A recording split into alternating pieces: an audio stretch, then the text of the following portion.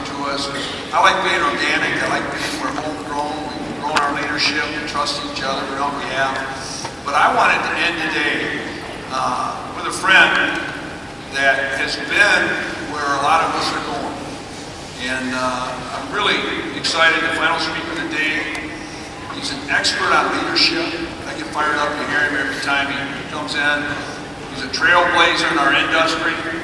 He's a CEO, Director, and Chairman of Primerica Distribution. Primerica is a 36-year-old company. You know, we're 12, 13 years.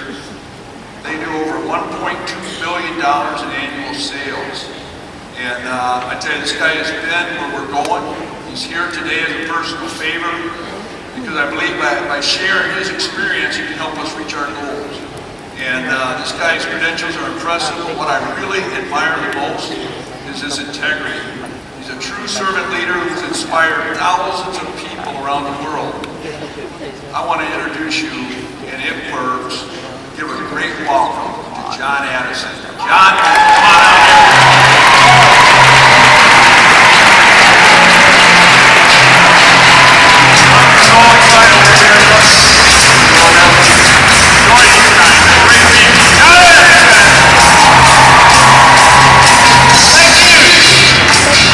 Thank you very much. Thank you. As what a great crowd. What a great looking crowd. Also, you know, it's great to be here with you today. The one thing I'll say is this is an authentic Georgia accent. So, you know, for many of you, you know, you'll probably need a translator around to be able to translate the words that I'm saying to you.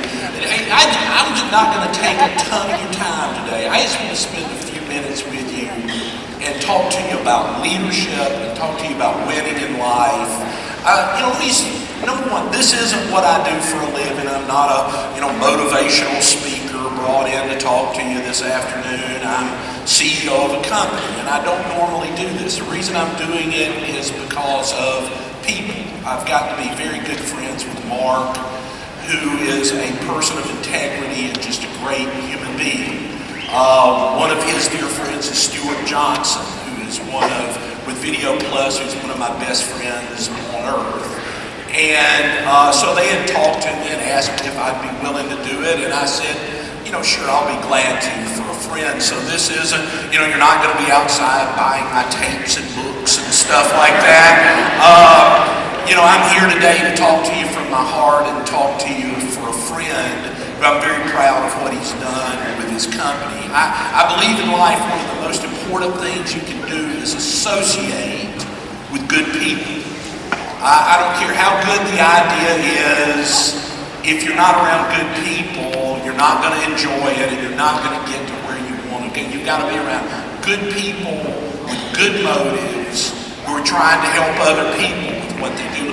Let me just talk for a few minutes about a little bit about my life's journey to lead into what I hope is helpful for you today. I've been with the same company for 32 years.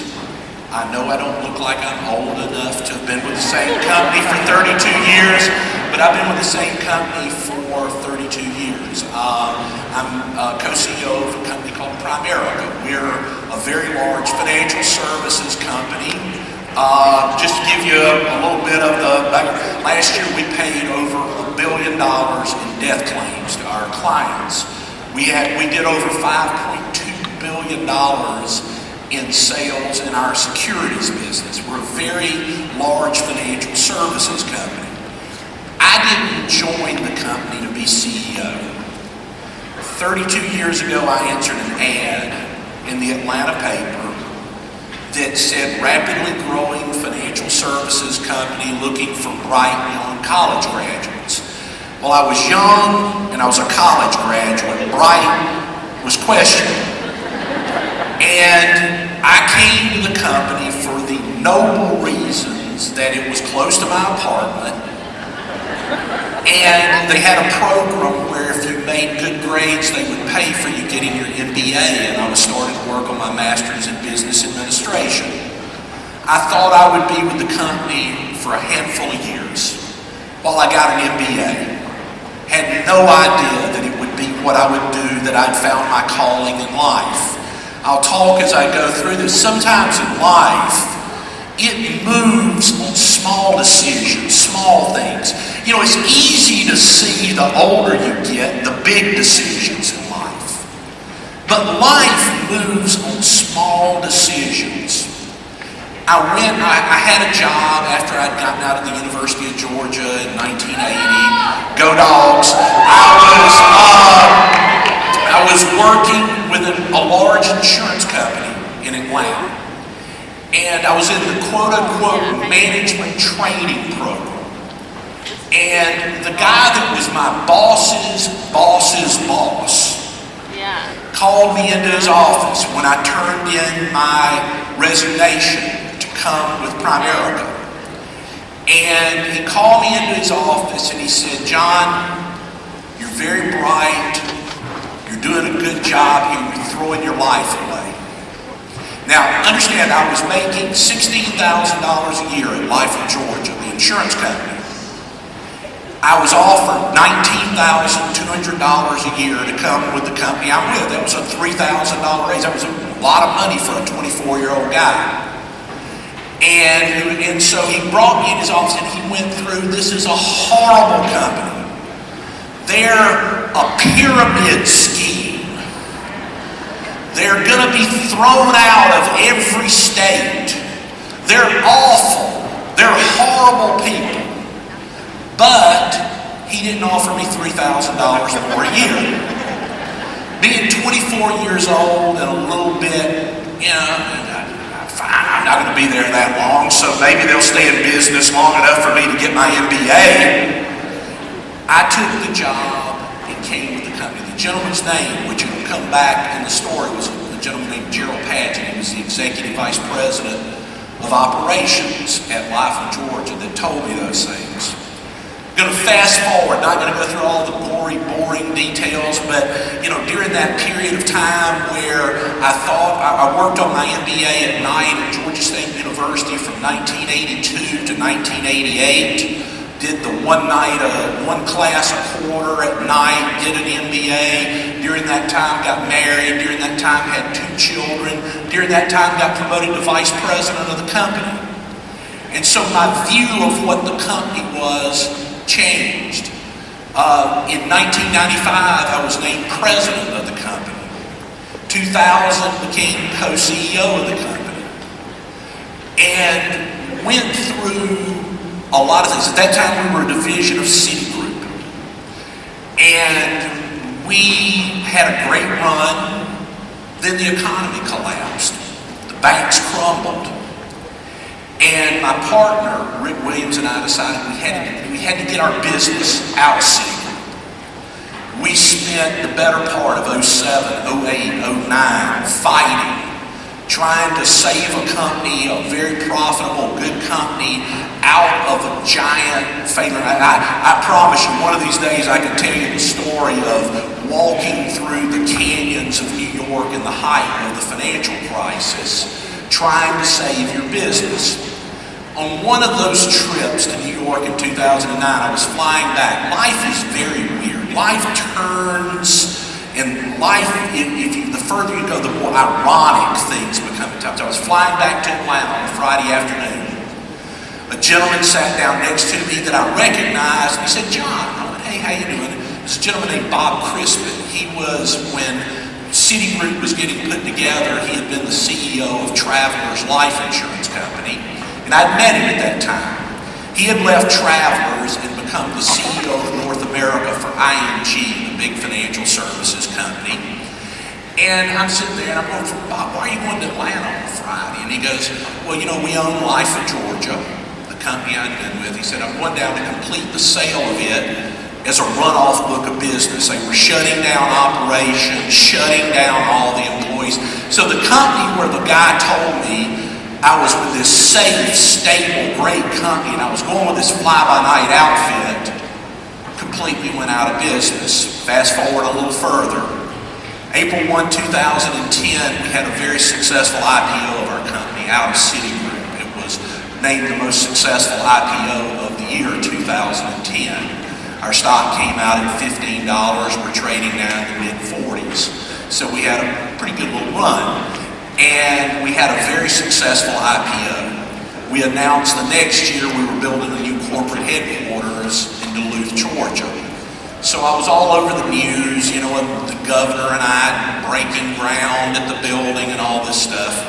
I come into my office a week later, and my administrative assistant, executive assistant, Dana, who's been with me for 25 years, who's really my radar O'Reilly. She can read my mind on things.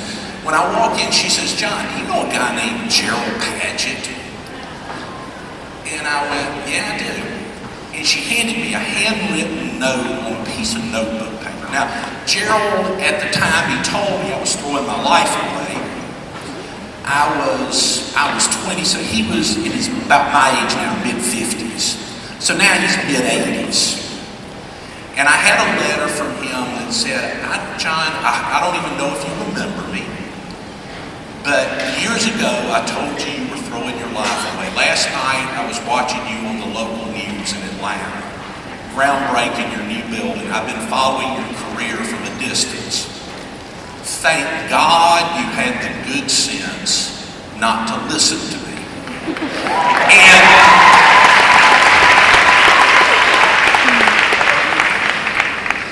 life many times is more about who you don't listen to than who you do listen to.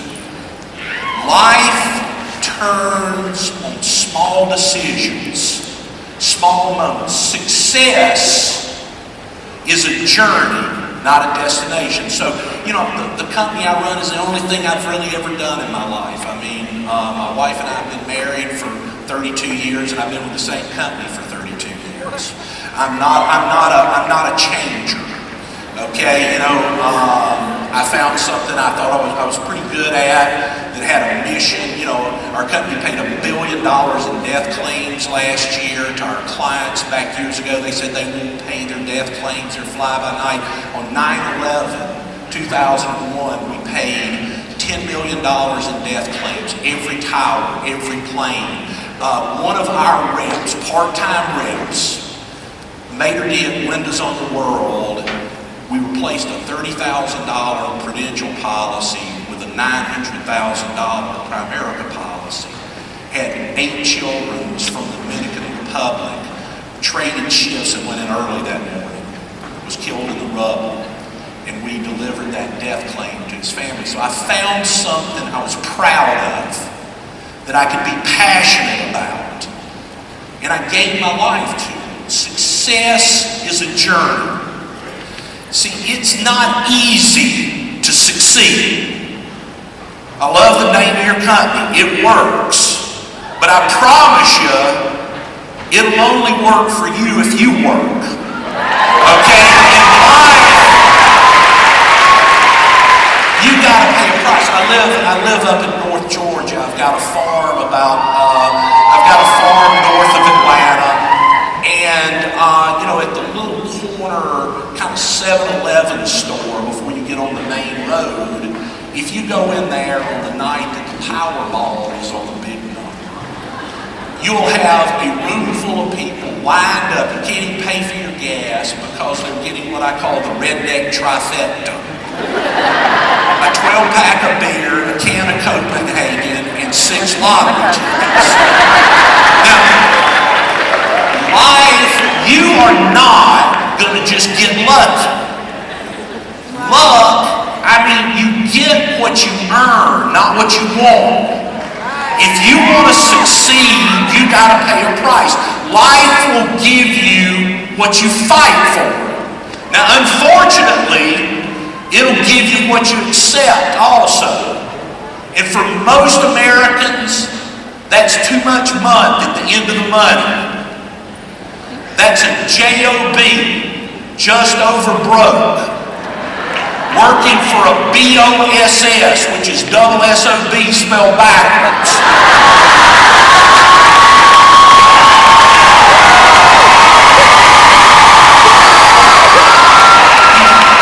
If you want to be different, if you want different results, people change people. See, you're in the people business. You're in the people attraction business. If you attract what you're like, you attract the kind of person you are. You've got to be the change you want to have in others. Changed people change people. So I want to go through a handful of things that I've learned through a lot of years. Ups, downs, positives, negatives, that are the things that you've got to have in your life if you want to succeed. I believe one of the first keys that you got to do as a person is you got to face your fears. You got to my saying is you got to turn your fears into fuel. We're all a basket of insecurities. I promise you. I know it doesn't sound like it when he's this guy up here in a suit talking in front of all this group. I am a basket of insecurities. I am the most insecure person in the world. I believe most truly successful people are driven more by a fear of failure than they are a desire for success. I have always feared failing. I have always feared not being good enough. And so I turned that into what drives me. I read a book not long ago that was a rancher. They had interviewed a rancher in Montana. And he had a herd of buffalo. Giant, one of the largest herds of buffalo anywhere. But he also was a cattle rancher. And it was a year where there were a lot of storms and stuff, and he was talking about the difference between buffalo and cows. He said when cows, many of them get killed by summer storms that come in, and said what happens to the cows is the storm, they see it coming across the prairie, and they turn and they try to run away from the storm, but the storm catches them, and they run in the storm for a long period of time and get killed. The buffalo sees the storm and runs toward it, which means they get through it quicker than if they run away from it. In life, you've got to run towards the storms. You've got to go towards the things that you fear. Because you're always going to find a reason to quit. You're going to always find a reason to doubt. I'll give you a quick personal story. I went off to college in 1970, graduated from high school in 1975. No, I don't look that old, but yes, I did. Party down, ain't no jive. We're the class of 75. And I went off to college at the University of Georgia in the fall of 1975. And the first class I had was Political Science 101. Now, I grew up in the country. I grew up in that time, it's now kind of gotten gobbled up by Atlanta, but in Covington, Georgia, which is, so Newton County High School, class of 75. And so I grew up in Covington, Georgia. I didn't want to go to college. I had a really good job at a factory there in Covington. Had a girlfriend. I wanted to buy, what I wanted in life was a 1975 Cutlass Supreme Teton, okay? I did not want to go off to college. But with my mom, it was not a question of whether I was going off to college. None of my buddies went off to college. So I went off to the University of Georgia. I'm there, and there's all these kids that are from all the rich neighborhoods of Atlanta and Buckhead, and they've got on their little preppy clothes and all their expensive crap, and I've got like these torn blue jeans and t-shirts and stuff. And so I go to my first class, and I don't want to be there. So when you don't want to be somewhere, where do you sit? The back of the back of the back of the back row. That's where I was. Professor was a gentleman named Dr. Miller. And at the end of the first class, he, says, any questions? Now, this little smart-tailed girl sitting about 4 rows in front of me, who had the big poofy hair back then with the ribbon in it and the Madras shirt and all the crap people had on from Buckhead then, raises her hand and says, "Dr. Miller, will we receive a syllabus today?" Now, how many of you have ever been in a thing where everybody's supposed to be a beginner, but it seems like they had a class in being a beginner? Okay, they already know more than me, and they're all supposed to be.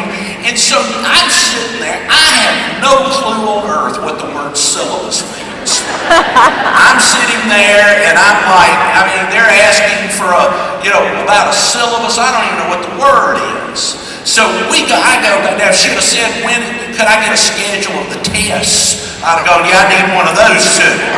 Okay, so I go back to my dorm. This is before you had cell phone. This is, payphone at the end of the hall. I go down and I call my dad, and I go, "Dad, I hate this. I can't stand it. I want out of here. I want to come home now." And Dad, being my dad, said, "Son, do me a favor. We've already paid tuition. Make it through Christmas and we'll talk about it." And that sounded like a fair plan to me. So 2 weeks later, we have our first exam in the class. Now, I always did well in school. Don't let the accent fool you. I always did pretty good in school. And I could, and I had a good memory, and if I read something, I could remember it, blah, blah. First test, we get it back, I made a 98. And I look 4 rows in front of me, because it's on one of those big platform, kind of seating things, and I see that little smart butt girl made a 46. Now, I don't know what she's doing today, but I bet you she's not CEO or something. Okay, now, she almost made me quit. What would my life have been like? In all honesty, truly, I think about it quite often. This isn't like some made-up story, it's true story. What would my life have been like if my dad had said, "Son, get your butt home. I am sick of hearing your whiny crap. You can still get your job back at Mobile Chemical Company making styrofoam plates." Okay? What would my life have been like if I'd have done that? Life moves on small decisions. And many times those decisions are driven by your fears, are driven by what you have a fear of, what keeps you awake at night. And you will never conquer. People say, conquer your fears. Bull crap. They're going to be there at 3 o'clock in the morning when you wake up. You've got to learn to attack your fears and do what you fear most and go toward it and fight it till you win. Second key is, I read years ago in Think and Grow Rich, Napoleon Hill, thoughts are things. Thoughts are things. Who controls the keys to your brain? Who controls what you think about? Who controls what happens? They're not just random things happening. You are becoming your current most dominant thought. Whatever your current most dominant thought is, that's what you're becoming. So do you let television control it? 24-hour negative news. What's going across the bottom, what's going down the sides, what the person's saying, it's all negative. It's all negative input. The brain is not like a computer. Computer, they say garbage in, garbage out. With the brain, it's garbage in, garbage stays. You've got to control who has control of your brain. And if you got to control, I'm going to tell you, there's 2 important powers. The power of association, who do you associate with? But what people don't talk about a lot of times is the power of disassociation. If you can't change the people around you, change the people around you. You've got to pick who you're going to. Many of us have friends and acquaintances that if you ever see them and say the words, "How are you doing today?" you wish you could stuff the words back in your mouth. Because they're going to share with you how they feel. if positive people shared their feelings like negative people do, what an amazing, amazing world we have. You've got to control who you let have the keys to your brain. You got to control who you give the steering wheel of your thoughts to. And you've got to control what goes on between your ears every day. And one of my things I say a lot is don't take advice from anyone more screwed up than you are. Okay? But it is amazing. It is amazing how many people do that. You know, a few years ago, I was on my way to a vacation, and I pretty much, I'm a wide open kind of guy. I am totally wide open. I live on Delta Airlines, which, by the way, stands for Don't Expect Luggage to Arrive. And, I'm a 3 million miler. I go. I live on the road, and I'm attention deficit disordered as they come. Addison starts with ADD, okay, and I am a wide open, wired kind of guy, and so I do whatever I do either to extreme. So when I'm working, I am the workingest human being that's ever been, and when I go on vacation, I am the vacatingest person that's ever been, okay.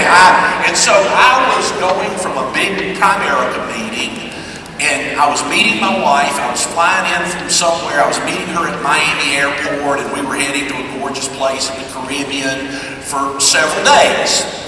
And so I had shifted out of work mode with the help of a few cocktails on the way to Miami Airport, into like Jimmy Buffett party on.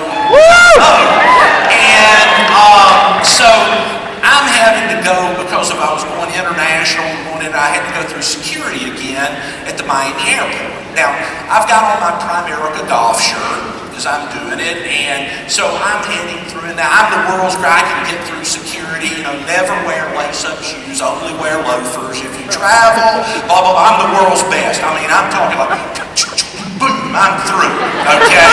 I know the drill, okay? And so I'm in the line to go through, and I'm getting there, and there's the guy that stands at the front of the line, right as you're getting ready, that his job is to make sure your smelly shoes are on the belt, okay? So what a great job to have, smelly shoe belt guy, okay?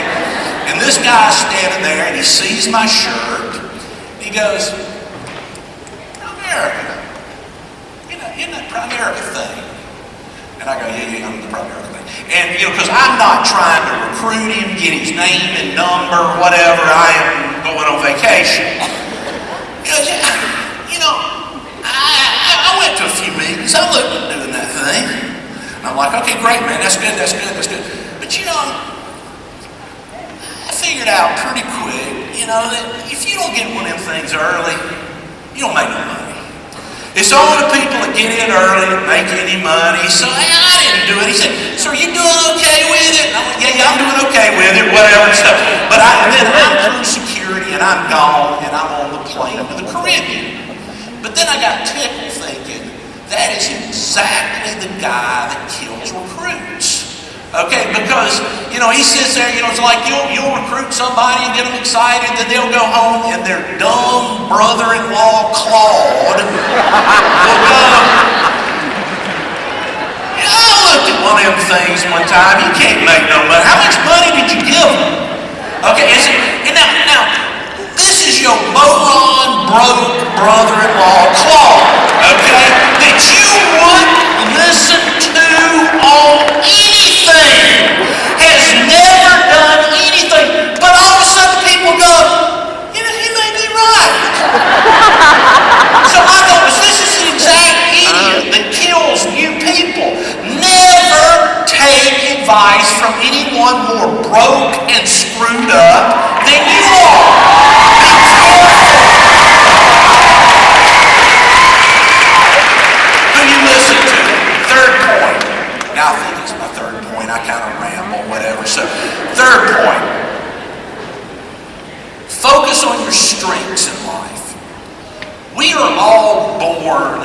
different strengths. There are things that you are born that you're naturally good at. I'm speaking next week to the Corps Cadets at Texas A&M University, and talking to them about their future and all that. I don't know why they look at me, but anyway. So I'm speaking to them, and one of the things I tell young people all the time. I did the commencement for the Terry College of Business at the University of Georgia last year, and one of the things I always tell them is find what you're good at without trying, and then try. See, too many people spend all their time working on their weaknesses. All they focus on is their weakness. The best you'll ever be at a weakness is mediocre. Someone is naturally good at what your weaknesses are. And the best you'll ever be at that is mediocre. Now that doesn't mean don't try to get better and stuff. Look, I am totally disorganized. I am the world's, when I was in school as a child, everybody had the little desk with the stuff. There were always the people in all their papers and everything was so neat and stacked in there. And mine looked like a whirlwind here. Paper falling out of it every way and all that kind of stuff. I'm not organized. I write crapple pieces of paper. My wife goes, is this important? Some note you wrote to yourself or whatever? That's how I'm wired. So I try to have people around me in my life that supplement my weaknesses, and then you need to focus on what your strengths are. You got to find yourself. You need to listen to all these people you're going to hear from at this event and not try to be them, but you try to learn from them. You've got to be the best you can be. There's only one you. In the entire history of humanity, all the hunks of flesh that have ever been born before or will ever be born after, there is one you. There is only one you. And you've got to find a way to make you be the best you can be, not a cheap imitation of someone else. Focus on your strengths. Learn, be honest with yourself, because a lot of people act like their weaknesses are their strengths. Okay, because people don't like to be honest with themselves. People don't like to really understand what they're good at and not good at. But work every day to be the best you can be. You need to be a person of integrity. A person of integrity. Look, I'm sure there are a lot of people in Prime America. I'm sure if you poll them, there'd be people that don't like me. Okay, I would imagine. I think by and far, I'm a pretty likable guy. Okay, and one of the things I try to do is to always be a person of integrity. Tell people like it is. Be yourself. Be honest. Take a stand. We were trying to get the company free in the middle of the financial crisis. There were a lot of shortcuts I could have taken that wouldn't have been good for our people, wouldn't have been good for our business. Might have made me a lot of money, but it wouldn't have been the right thing. One of the things I try to do whenever I'm faced with a tough decision is to say, what are my motives? Not ask my wife, but I'm talking about in the quiet, dark of your study or wherever you go at 3 o'clock in the morning when you wake up and can't sleep. To be honest with yourself about what your motives are. Somebody sent me years ago, this is something I've had for 30 years. Somebody wrote a piece called 9 of the World's Most Successful Men. And it was about the Depression, the Great Depression. Okay, this was done way before we had the Great Recession. But it was how success and money don't equal really being a successful person. And it was talking about how in 1923, there was a meeting at the Edgewater Beach Hotel in Chicago. Attending this meeting were 9